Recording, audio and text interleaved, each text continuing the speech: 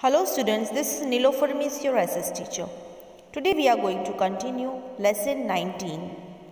In our previous video, lastly we saw about the fairs. In that we saw Pushkar in Rajasthan, Sidhpur in Gujarat. All the famous fair, about that we talked. Tarnetar fair, Bhavnath fair. Okay? And after that we saw about the lifestyle of North India. Today we are going to continue from there. Our next point is food. Wheat is the staple food in Punjab and Haryana. Punjabi people use tandoori roti made from wheat and a variety of parathas very frequently.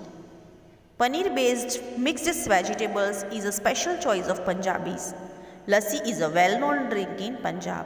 If you will go anywhere at the house of Punjabis, they will give you lassi to drink instead of tea.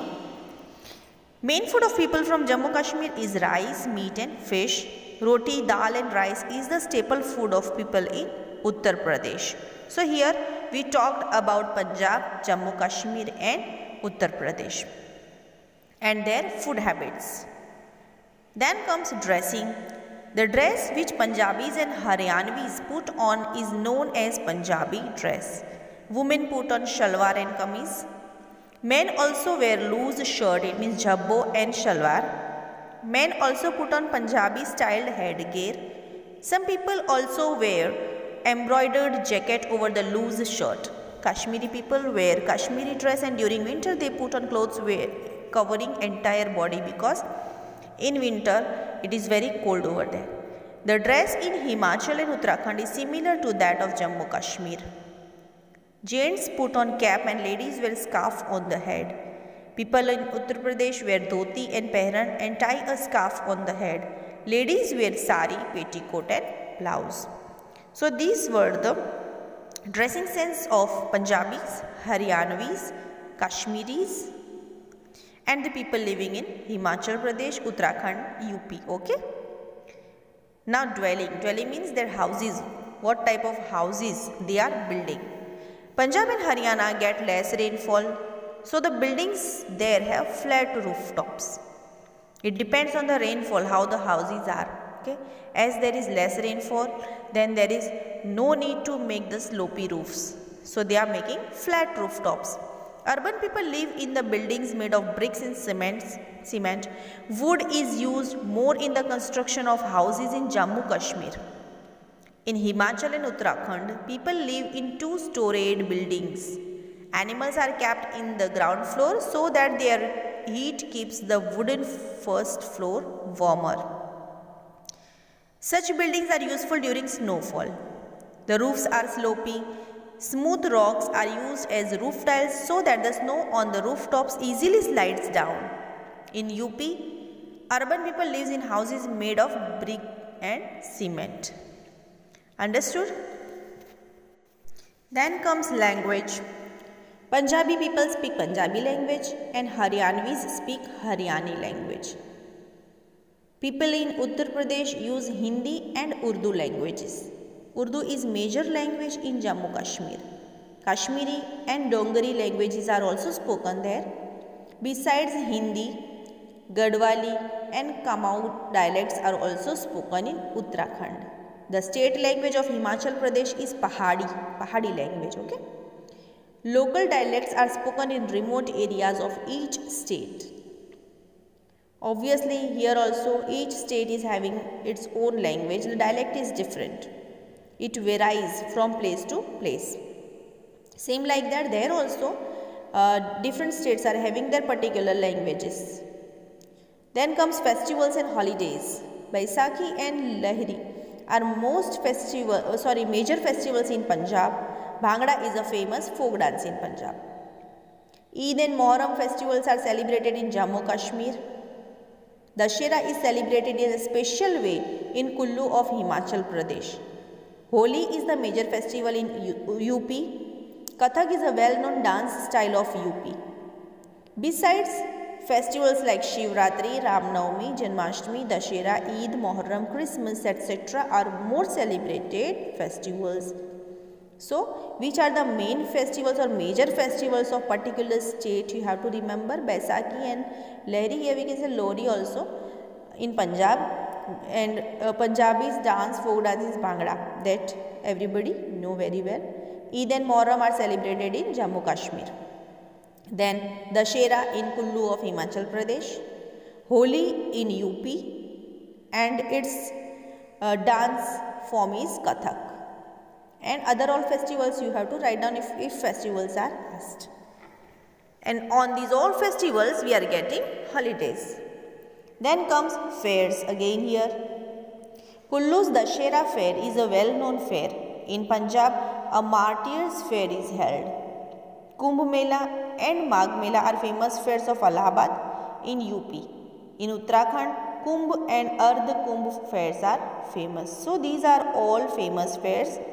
In Kullu Dussehra, and in Punjab martyrs fair. See, it is very important. Kumbh Mela also very famous fair it is. So Kumbh Mela is held in Allahabad and again in Uttarakhand. Okay. Now comes lifestyle of South India. The states of Andhra Pradesh, Karnataka, Tamil Nadu, Kerala and Union Territory of Puducherry are included in South India. Southern India is a peninsula and each state has sea coast.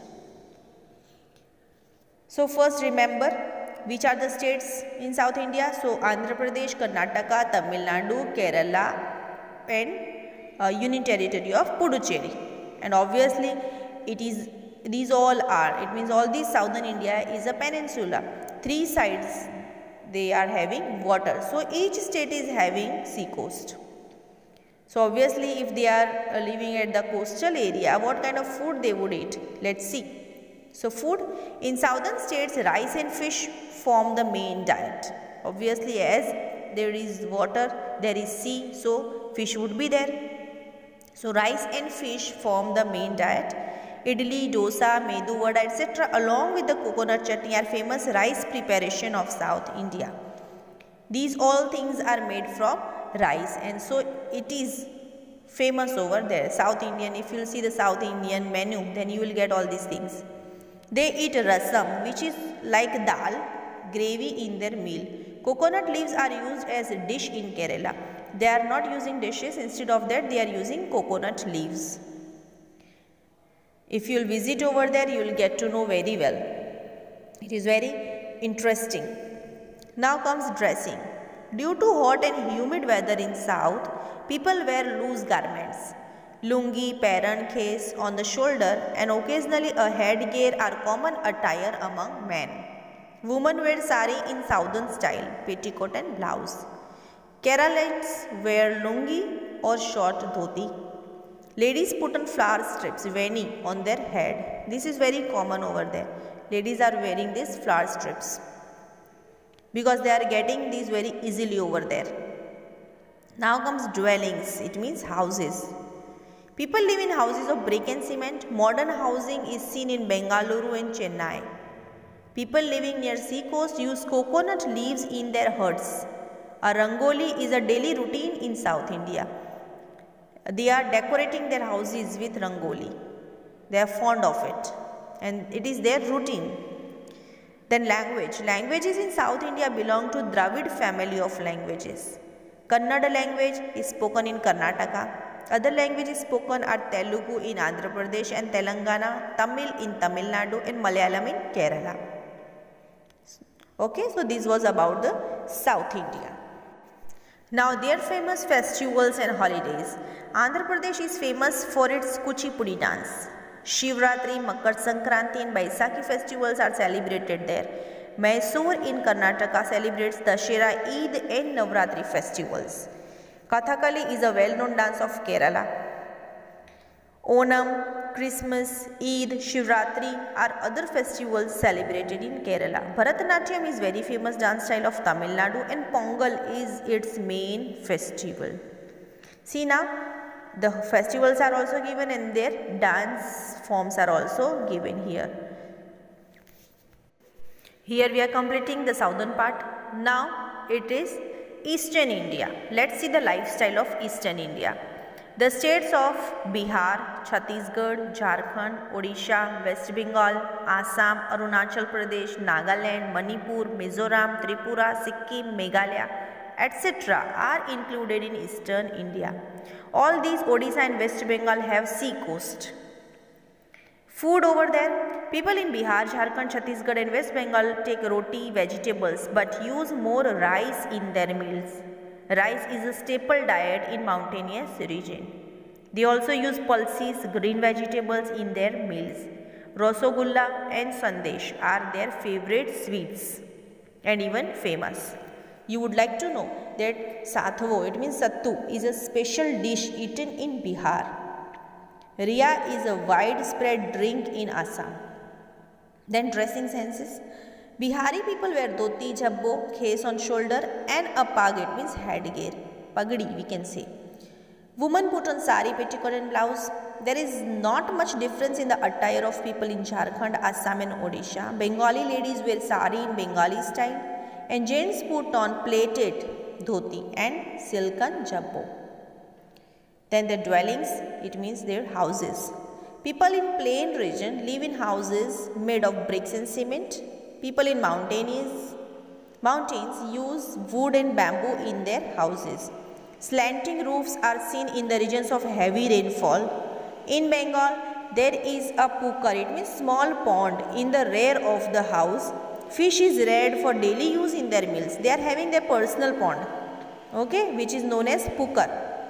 They are having in the rear of the house where they are getting the fish easily. They are rearing the fish over there for their daily meals. Now the language spoken there. Hindi is spoken in Jharkhand, Bihar and Chhattisgarh. Maithili, Bhojpuri and Magadhi are dialects spoken in Bihar, Assam in Assam, Udiya in Odisha and Bengali in Bengal are other spoken languages in the respective states. Garo and Khasi languages are spoken in Meghalaya. Mizo dialect is used in Mizoram. Now comes festivals and holidays. Bihu in Assam and Odissi in Odisha are famous dance styles. The chariot procession of Jagannath Puri is world famous. Festivals of Chhath and Bhai Dooj in Bihar and Durga Puja in Bengal are celebrated with great pomp. Thus, every state has its own festivals and holidays. India is a secular country, so every state celebrates religious and national festivals. In India, festivals of all religions are celebrated without any partiality. You would like to know that in different regions of India, people use the edible oil made from the oil seeds grown in that region. For example, groundnut oil in Gujarat, mustard oil in North India and coconut oil in South India are used as edible oils. So this was your chapter India Human Life. Okay, if you are having any doubt, you may call me. Thank you. Have a good day.